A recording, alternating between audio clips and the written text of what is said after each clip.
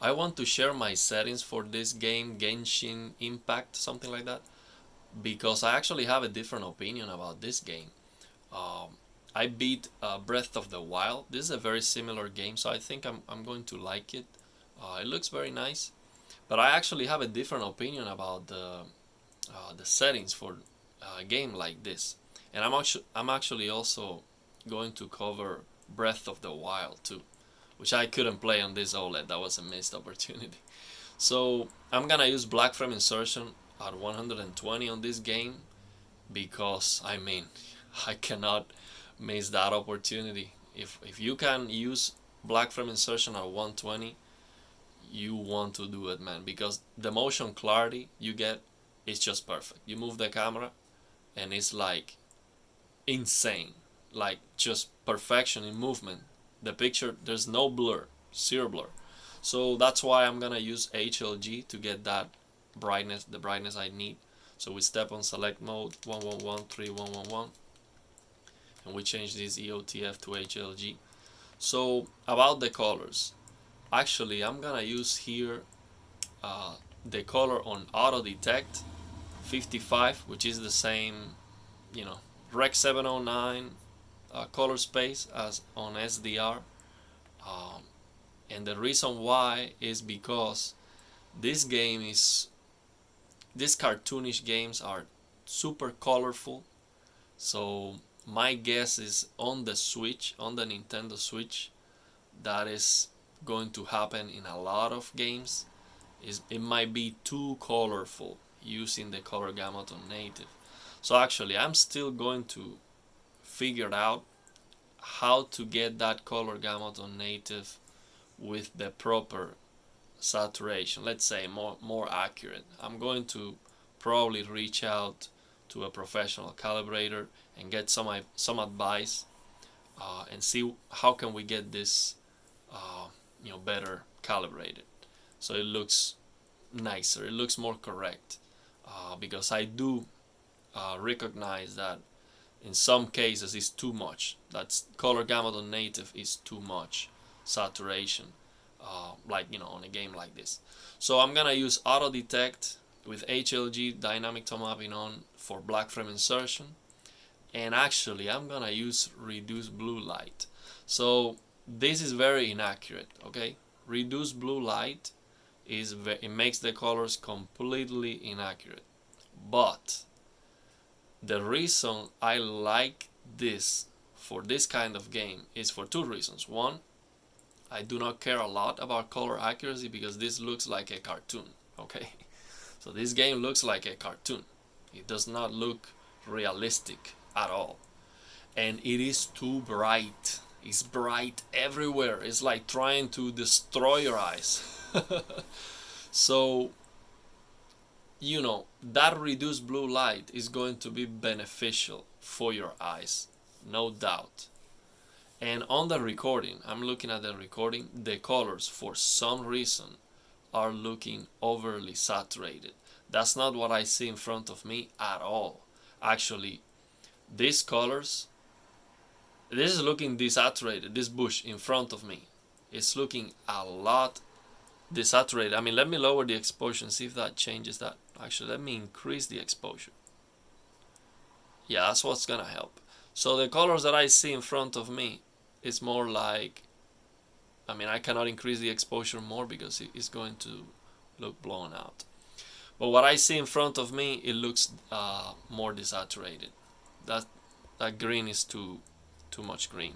Also, the sky is extremely blue on the recording. That's not what I see in front of me. In front of me, it looks, it doesn't look natural. It looks a little bit more blue than the SDR presentation, but it doesn't look bad. So basically, the SDR presentation, if you're gonna play this game on SDR without black frame insertion, I would actually recommend the HDTV test settings for SDR. I think for a game like this, that's definitely going to be the most accurate preset, and it's going to look the best, to be honest.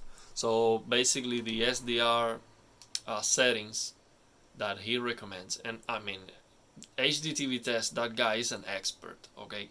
He knows a lot more than me, okay? I know nothing in comparison. And I would actually recommend his settings if you're gonna play on SDR, for sure. On this game, absolutely, because the game is trying to, push all the colors and look impressive. So what I would do is just contrast, of course, on SDR, just contrast 85, OLED pixel brightness 75 or less. Actually, on 75 it looks so bright, it's a little bit uncomfortable, to be honest. And then I would use color auto detect 55, warm 50. Okay, so I have right now I have warm 50, and of course do not use this reduced blue light if you care about the colors. But if you want to save your eyes, consider using that reduced blue light. So my recommendation would be, if you play this game 1 hour or two, I mean 2 hours is a lot, but if you play the game more than 2 hours, for sure, man, you want to use that reduced blue light, because this game is insane, so bright. Extremely bright, but it looks beautiful. I'm liking it a lot, actually. Just the first impression. My guess here is that I'm gonna like the game, but this is one of those games that are free to play and they just want to microtransact the hell out of you. But that's okay. The game is free, so I'm okay with that, as long as those microtransactions are not essential to play the game. I'm okay with that. So yeah, the game looks very nice. It looks like a Breath of the Wild copy. I hope it has a story or something cool to you know to say. And especially, I downloaded this game to use the DualSense, because it has native DualSense support with the adaptive triggers, which I'm yet to experience, but this is just the beginning of the game, and also with the haptic feedback, which I loved on Far Cry 6. My goodness. This DualSense controller is a game changer. This is, for me, in my opinion, this DualSense controller is doing more for gaming than anything else. I mean, to advance gaming and to improve gaming experience, this DualSense is the most meaningful and impactful feature in a long time. More than any ray tracing, anything. This DualSense. The thing is, more games need to support it, especially on PC. We don't have any support for the DualSense. I mean, it's very, very small. So that's sad. Also, I don't like about the game, they have like a UID number on the bottom right of the screen. I don't know why. That's not good. Why they do that? If you know how to remove that, I'm just gonna do a search on the internet and see if I can remove that thing, because it's bad. I don't know why they would do that. So yeah, the game is looking good. I mean, it doesn't look terribly inaccurate or anything. With these settings, it's definitely more pleasing to my eyes, for sure. So that's the way I would play. It looks desaturated with these settings that I'm recommending. It looks desaturated, especially the green. The green looks desaturated. So the problem with HLG is that you don't have control over the color settings. So for example, if I turn off HLG and I go to Windows and I turn on HDR on Windows, then I do have access to these color settings. So I can go to the white balance. Well, right now it's not giving me access to the white balance. Why? Of course, because I have blue light on. So you don't have access to the white balance when you have blue light. So for example, if I go to Windows, okay, if I turn off HLG, okay, and then I go to Windows and turn on HDR, I do have access to this to do a 2-point calibration for HDR basically. So I can correct the colors on HDR.